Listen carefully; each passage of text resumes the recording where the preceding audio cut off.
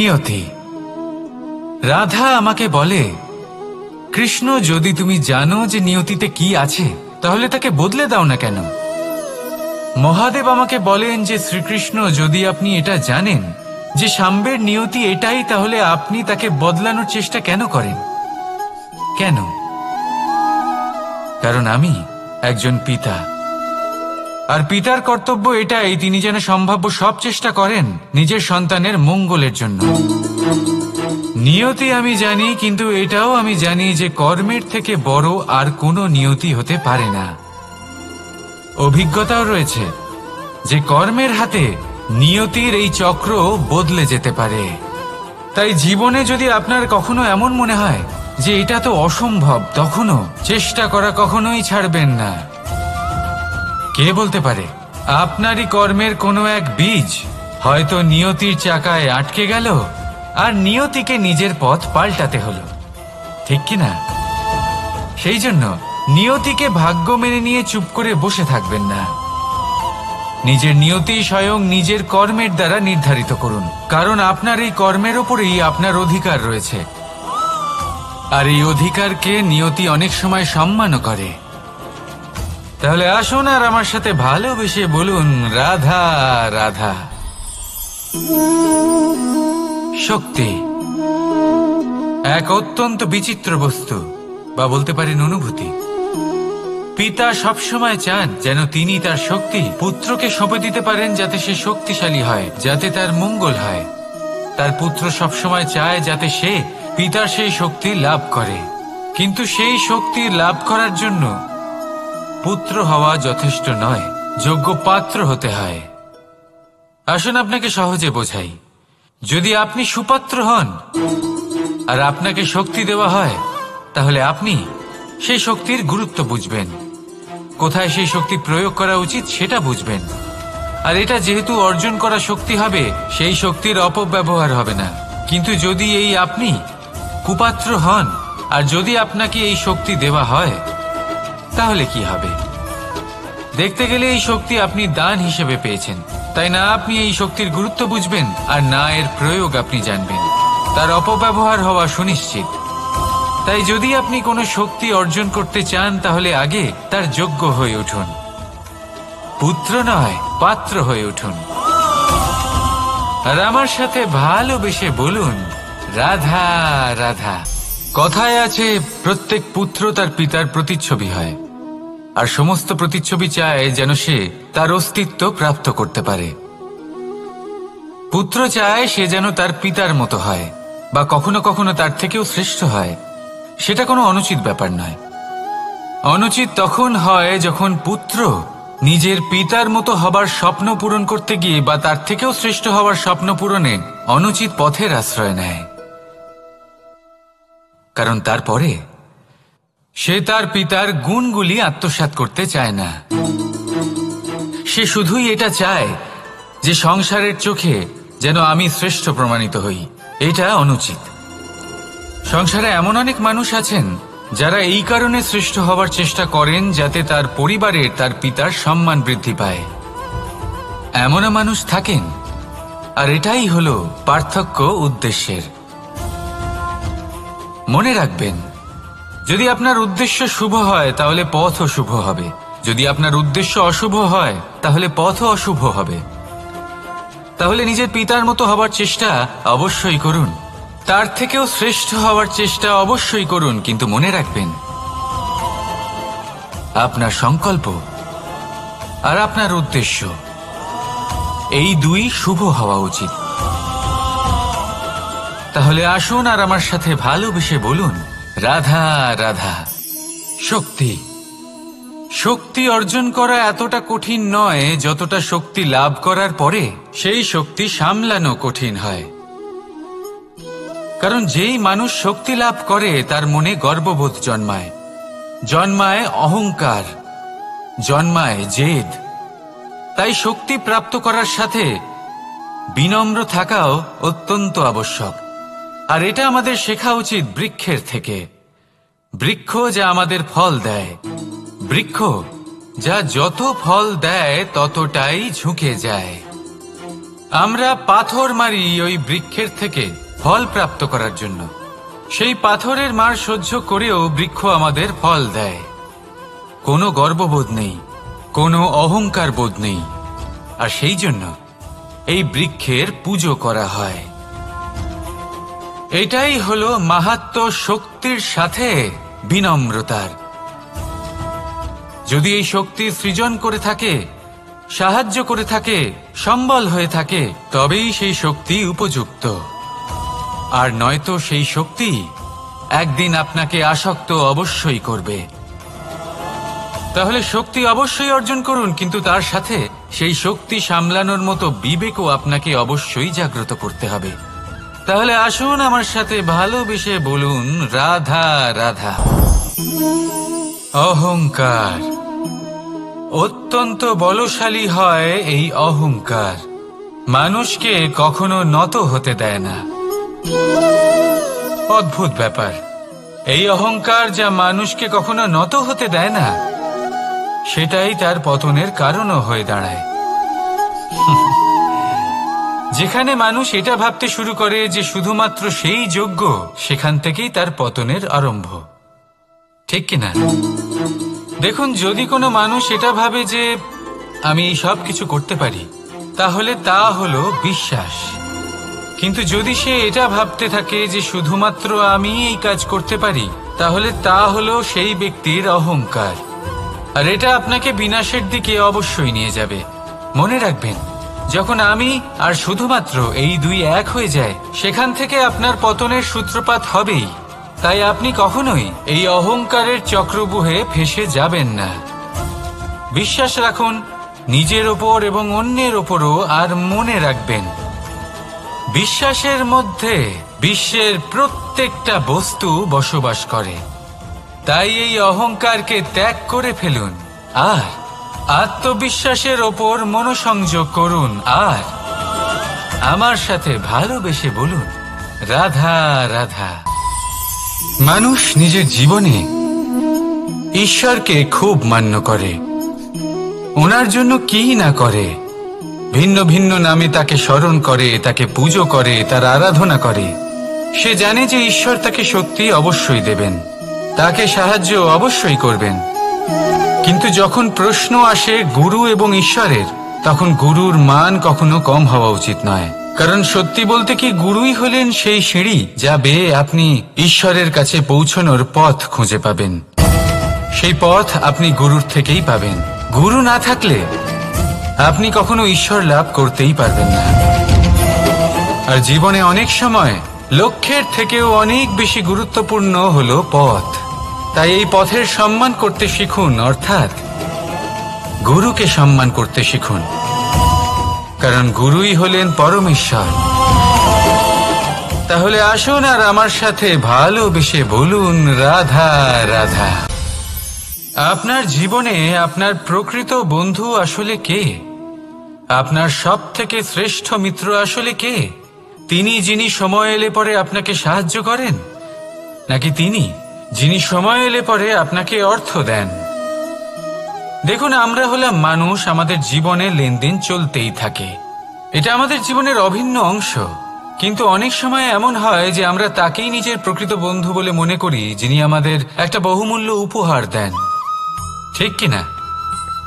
এবার আপনার জীবনে সেই বহুমূল্য উপহার কোনটা, ওই অমূল্য মিত্র আসলে কে, সেই সিদ্ধান্ত হলো আপনার। কিন্তু যদি আপনি আমাকে জিজ্ঞেস করেন, তাহলে আমার মতে স্বর্ণ, হিরে, মুক্ত, ধন এগুলো বহুমূল্য নয়। বহুমূল্য হলো সঙ্গ, যখন আপনি একা হয়ে যাবেন, সময়, যখন আপনার তাকে প্রয়োজন হবে, সমর্পণ, যখন আপনার বিশ্বাসের প্রয়োজন পড়বে।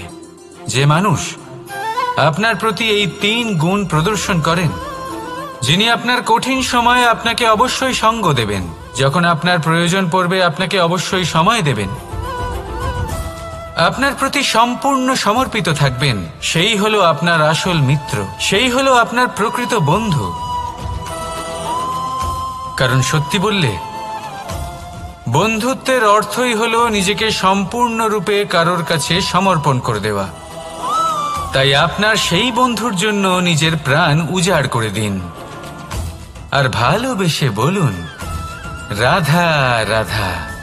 মানুষ জীবনে 3টে কাজ অবশ্যই করে থাকে, কিছু দান করে, কিছু গ্রহণ করে, আর কিছু ত্যাগ করে দেয়। এটাও ভাবতে থাকে যে এটা করলে কিভাবে করবে। দেবার জন্য পর্যাপ্ত ধন নেই, নেবার জন্য সংসারে অত স্নেহ নেই, আর ত্যাগ করার জন্য জীবনে এত সুখই নেই, তাহলে কিভাবে করবে? আসলে আমরা বস্তুগত চাহিদা অর্জনে এত ব্যস্ত হয়ে পড়ি যে আমরা বুঝতেই পারি না যে কি নেবার আছে, কি দেবার আছে, আর কি ত্যাগ করার আছে। তাহলে আজ আমি আপনাকে বলেই দিই, মনে রাখবেন এই 3টে গুরুত্বপূর্ণ গুণ, 3টে গুরুত্বপূর্ণ কথা। দেবার জন্য আছে দান, নেবার মতো আছে জ্ঞান, আর ত্যাগ করার মতো আছে অহংকার। যখন আপনি দান করতে শিখে যাবেন, জ্ঞান অর্জন করার শক্তি আপনা থেকেই আপনার মধ্যে চলে আসবে। আর যখন এই জ্ঞান আপনার মধ্যে প্রবেশ করবে, অহংকার আপনা থেকেই আপনার থেকে দূরে চলে যাবে। যে ব্যক্তি এই 3-এর মধ্যে ভারসাম্য বজায় রাখতে পারে, তার বর্তমান, ভূত, ভবিষ্যৎ, লোক, পরলোক সবকিছু শুধরে যায়। যেই দিন আপনি দান করতে শিখে যাবেন, জ্ঞান আহরণ করতে শিখে যাবেন, অভিমান ত্যাগ করতে শিখে যাবেন, আপনার সর্বশক্তিশালী, সর্বশক্তিমান পরমেশ্বরেরও প্রয়োজন পড়বে না। কারণ তখন ঈশ্বর আপনার মধ্যেই বাস করবেন। তাহলে আসুন আর আমার সাথে ভালোবেসে বলুন, রাধা রাধা। জীবনে অনেক সময় সমস্যা আমাদের চারদিক থেকে ঘিরে ফেলে। এই সমস্যা নানান ধরনের হতে পারে। আর্থিক সমস্যা হতে পারে, পারিবারিক সমস্যা হতে পারে, কোনো সম্পর্ক নিয়ে সমস্যা হতে পারে, কখনো কোনো দৈনিক সমস্যা হতে পারে, কখনো কোনো দ্বন্দ্ব হতে পারে, অনেক সমস্যা হতে পারে। কিন্তু যখনই কোনো সমস্যা আসে, আমাদের মনে তার জন্য একটা উত্তর অবশ্যই থেকে থাকে, যা আমাদের অন্তরে রয়েছে। একে আমরা বলি আত্মা। আত্মা হলো পরমাত্মারই রূপ, আর পরমাত্মা তা কখনোই কিছু অনুচিত চাইবে না, তাই তো? এই আত্মা খুব ভালো করে জানে যে কোনটা উচিত আর কোনটা অনুচিত। যদি আসল বিষয়ের কথা বলি, তাহলে আপনাকে নিজের মনকে বুঝতে হবে। কারণ আত্মা তো পরমাত্মা থেকেই আসে, কিন্তু এই মন মানুষ জন্ম থেকেই প্রাপ্ত করে, যার বিকাশ হয় এই সংসারকে দেখে। যেদিন আপনার এই মন আর আপনার এই আত্মা, এই দুই এক হয়ে যাবে, আত্মসাৎ হয়ে যাবে, সেদিন আপনার জীবনে না কোনো সমস্যা থাকবে, না কোনো ঝঞ্ঝাট থাকবে, না কোনো সংকট থাকবে। কারণ আপনার কাছে সেই সমস্ত সমস্যার, সমস্ত বিপদের সমাধান থাকবে, আর তাও আপনারই অন্তরে। তাহলে আসুন আর আমার সাথে ভালোবেসে বলুন, রাধা রাধা। ভক্তি আর শক্তি, এই দুইয়ের মধ্যে সম্পর্ক অত্যন্ত সরল। মানুষ ভক্তি করেন যাতে তিনি শক্তি লাভ করতে পারেন, আর শক্তি লাভ করার পরে ভক্তিভাব ভুলে যান, আর শক্তির প্রতি আসক্তিতে মত্ত হয়ে যান, আর সেখান থেকেই তার বিনাশ শুরু হয়। কেন? কারণ ভক্তির দ্বারা প্রাপ্ত শক্তি অন্য কারোর হিতের জন্য ব্যবহার করতে হয়, অন্য কারোর মঙ্গল করার জন্য ব্যবহার করতে হয়, কারোর বিনাশের জন্য নয়। এবার যদি আমি আপনাদের একটা উদাহরণ দিয়ে বোঝাই, তাহলে কোদাল দিয়ে আমরা মাটি কোপাতে পারি, একটা গর্ত খুঁড়তে পারি, যাতে একটা নতুন বৃক্ষ জন্ম নিতে পারে, একটা বৃক্ষ যা অন্য জীবকে ফল প্রদান করবে, যাত্রীদের ছায়া প্রদান করবে। কিন্তু এই কোদালের ব্যবহার যদি আমরা অন্য কারোর ক্ষতি করার জন্য করি, তাহলে ক্ষতি শুধুমাত্র আমাদেরই হবে। তাই জীবনে যদি আপনি কোনো শক্তি লাভ করেন, হয়তো ভক্তির দ্বারা বা অন্য যেখান থেকেই হোক, তার সদ্ব্যবহার করতে শিখুন, নয়তো এই প্রাপ্ত শক্তি আপনার পতনের কারণ হয়ে দাঁড়াবে। তাহলে আসুন আমার সাথে ভালোবেসে বলুন, রাধা রাধা। বরদান অত্যন্ত বিচিত্র এক বিষয়, কিন্তু দেখতে গেলে এই বরদান কি না করতে পারে। এক দরিদ্রকে রাজা বানিয়ে দিতে পারে, একজন দুর্বলকে এই সংসারের সবথেকে শক্তিশালী ব্যক্তি বানিয়ে দিতে পারে। কিন্তু আমরা ভুলে যাই এক অত্যন্ত গুরুত্বপূর্ণ কথা। বরদান এই শব্দের শেষে দান লুকিয়ে রয়েছে। এই দান কথাটা অত্যন্ত গুরুত্বপূর্ণ। আমাদের মনে রাখা উচিত এই বরদান আমরা দানে পেয়েছি, আর তাই তার সম্মান করা উচিত, কখনোই অহংকার করা নয়। আর যে ব্যক্তি বরদান পেয়ে অহংকার করেন তার যা ক্ষতি হয় তা হলো এই বরদান তার থেকে কেড়ে নেওয়া হয়। বর অর্থাৎ শ্রেষ্ঠ, অর্থাৎ বরদানের অর্থ হলো একটা শ্রেষ্ঠ দান, এবং তার ব্যবহার যদি আপনি কারোর ক্ষতি করার জন্য করেন তাহলে ক্ষতি শুধুই আপনার হবে। তাহলে এই বরদানের সম্মান করুন, উচিত পথে চলুন, আর উচিত উদ্দেশ্য নিয়ে এর ব্যবহার করুন, সব কিছু ভালোই হবে। তাহলে আসুন আর আমার সাথে ভালোবেসে বলুন রাধা রাধা। পিতা আর পুত্রের সম্পর্ক অত্যন্ত মধুর হয়ে থাকে। পিতা স্বপ্ন দেখেন, তাকে পূর্ণ করার সকল সম্ভাব্য চেষ্টা করেন, কিন্তু তাও অনেক সময় ওনার স্বপ্ন অপূর্ণ থেকে যায়।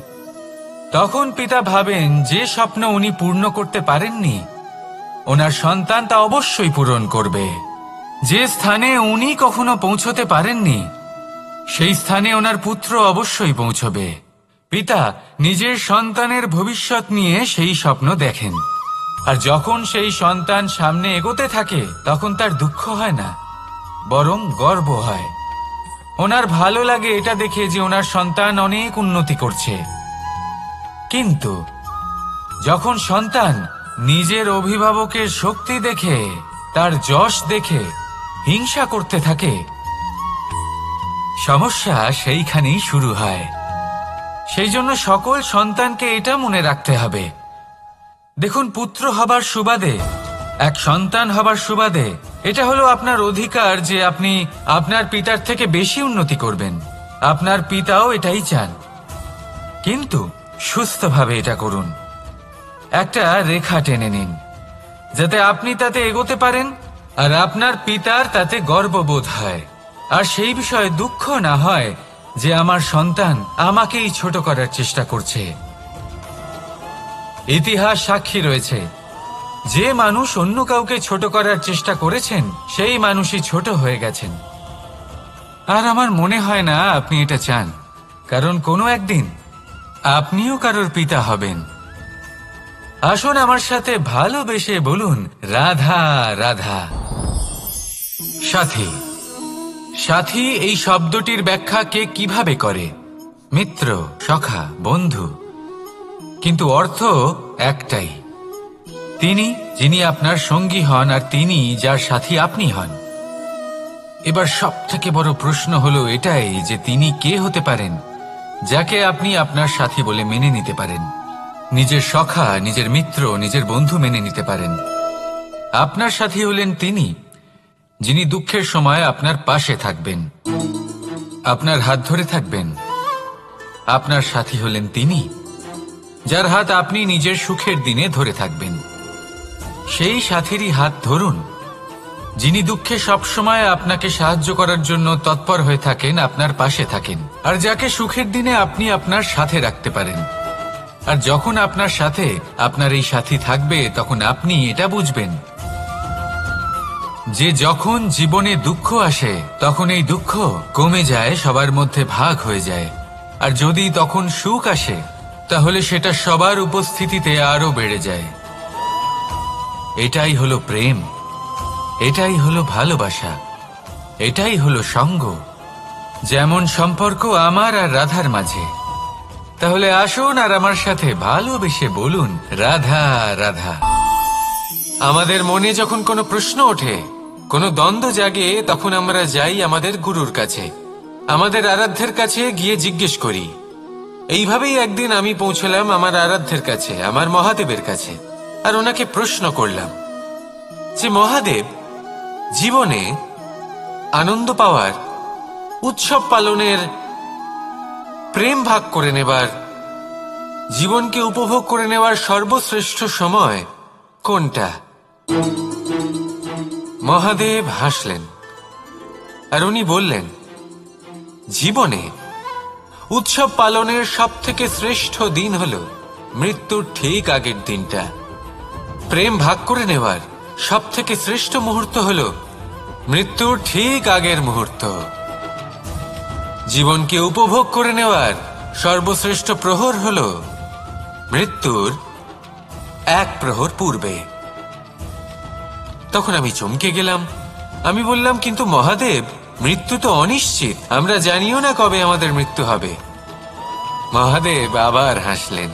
উনি বললেন যে যদি আমরা এভাবে জীবন কাটাই যে আমরা জীবনের প্রত্যেক দিন, প্রত্যেক মুহূর্ত, প্রত্যেক প্রহর শেষ বলে মনে করি, তাহলে আমাদের সমস্ত জীবন আনন্দের সাথেই অতিবাহিত হবে। কি বলেন? তাহলে আপনিও এই কথা মনে রাখুন আর আমার সাথে ভালোবেসে বলুন, রাধা রাধা। জীবনে অগ্রসর হওয়ার জন্য আমাদের কাকে প্রয়োজন হয়? মাতা পিতা, বন্ধু, প্রেম, সাহায্য, অর্থ, পরিশ্রম, আশা।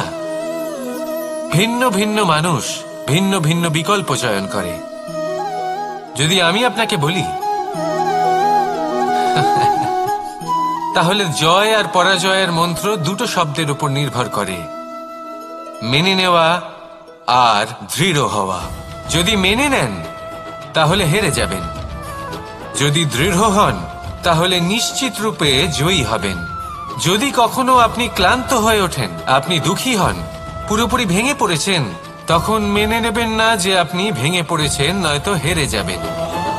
তখন উল্টে স্থির করবেন যে যাই হয়ে যাক না কেন আমি জয়ী হবই। আর আপনি দেখবেন যে জয় নিশ্চিত রূপে আপনার কাছেই আসবে।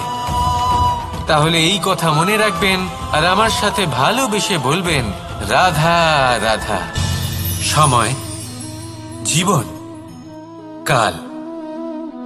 দেখতে গেলে এই তিনটি শব্দ একটি শব্দেরই সমার্থক শব্দ মনে হয়, কিন্তু এই শব্দগুলির অর্থ কি সমান?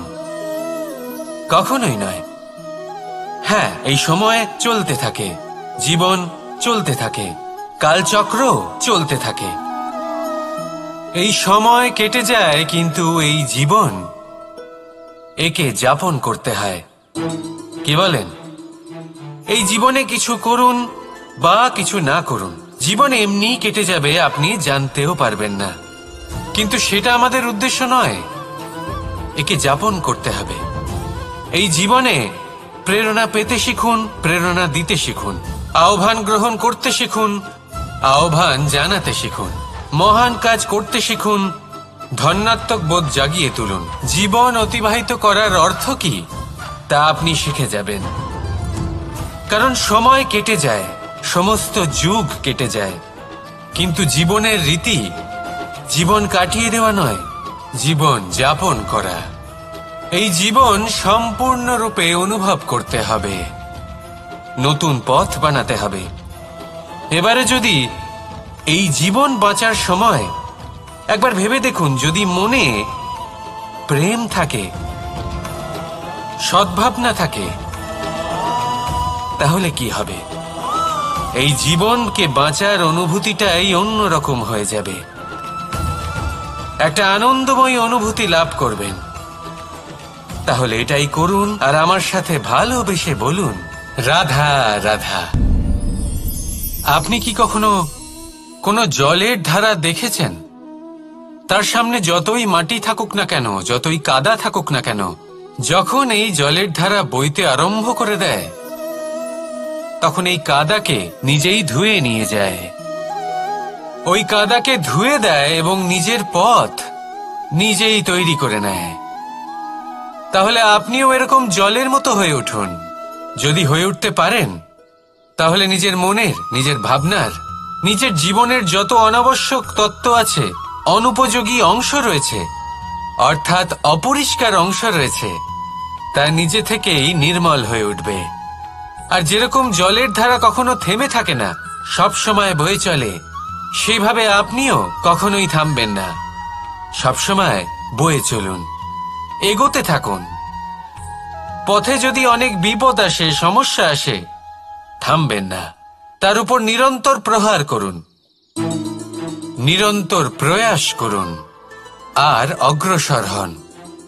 আপনি ভেবে দেখুন, এই জলের ধারা কখনো থেমে থাকে না, সবসময় বয়ে চলে, বিপদের সম্মুখীন হয়ে তাকে সাথে বয়ে নিয়ে চলে। সেই জন্য জলের ধারা, প্রবাহমান এই ধারা, এর থেকে কখনো দুর্গন্ধ আসে না, এতে কখনো ময়লা জমতে পারে না, বরং পালিত হয় সুন্দর প্রাণবন্ত জীবজন্তু, যেমন সুন্দর ছোট মাছ। তাই আপনিও এটাই করুন, কখনো থামবেন না, শুধু চলতে থাকুন, জলের ধারার মতো বইতে থাকুন। আপনি আপনার লক্ষ্য অবশ্যই খুঁজে পাবেন, আর তার সাথে নিজের অন্তরের যে মালিন্য রয়েছে তা আপনি নিজেই নিজের থেকে দূরে করে দেবেন। তাহলে আসুন আর আমার সাথে ভালোবেসে বলুন, রাধা রাধা। এবার অনেক সময় মানুষের মনে এরকম প্রশ্ন আসে যে এই সংসারে সবথেকে বড় বিপদ কি? কেউ বলে ধর্ম সংকট, আবার কেউ বলে প্রাণের উপর আসা সংকট। প্রত্যেক মানুষের জীবনে বিভিন্ন সংকট আসে, আর এই সমস্ত সংকট অত্যন্ত বিচিত্র হতে পারে। এই সমস্ত সংসার হলো সংকট দ্বারা পরিপূর্ণ। ঠিক আছে, আপনাকে একটা উদাহরণ দিই। একজন ধনী ব্যক্তি, এবার ওনার জীবনে সংকট কি হতে পারে? সংকট এটাই যে কেউ তার সম্পত্তি চুরি না করে নেয়, আমরা বুঝতে পারছি। এবার একজন চোর, তার জীবনে সংকট কি হতে পারে? যে চুরি করার সময় সে যদি তার একটা কাশি চাপতে না পারে, তাহলে সে ধরা পড়ে যেতে পারে, ঠিক কিনা? আবার অনেক সময় এমনও হয় যে যার জন্য আমি সংকট, সেও আমার কাছে সংকট। যেমন এই পরিস্থিতিতে দেখুন, সংকট হলো সংকট, এ তো জীবনে থাকবে, কিন্তু এর সম্মুখীন কিভাবে হওয়া যায়? খুব সরল, সব এটার ওপর নির্ভর করে, মনের ওপর। এই মনকে নিয়ন্ত্রণ করলে সব ঠিক থাকবে। এবার যদি ধনী ব্যক্তি মনকে নিয়ন্ত্রণ করে ফেলেন, নিজের অর্থের ব্যবহার শুভ কাজের জন্য, সমাজের সেবার জন্য বিকাশ করতে করেন, ওই অর্থকে একত্রিত করে না রাখেন, তাহলে চুরির সমস্যা, এই সংকট সেখানেই কেটে যাবে। এবার যদি কথা বলি সেই চোরের, তাহলে চোর যদি নিজের মনকে সংযত করে নেয়, যদি নিজের কর্মকে নিয়ন্ত্রণ করতে পারে, তাহলে এমন কোনো স্বর নেই, এমন কোনো স্বর নেই যা ওকে ধরা পড়তে বাধ্য করবে। সেই জন্য জীবনে সংকট যতই আসুক, যত বড়ই সংকট আসুক না কেন, কবচ হলো একটাই, আর এই কবচের নাম হলো আত্মনিয়ন্ত্রণ। নিজের মনকে নিয়ন্ত্রণে রাখতে শিখুন। এটা নিজের জীবনে প্রয়োগ করে তো দেখুন।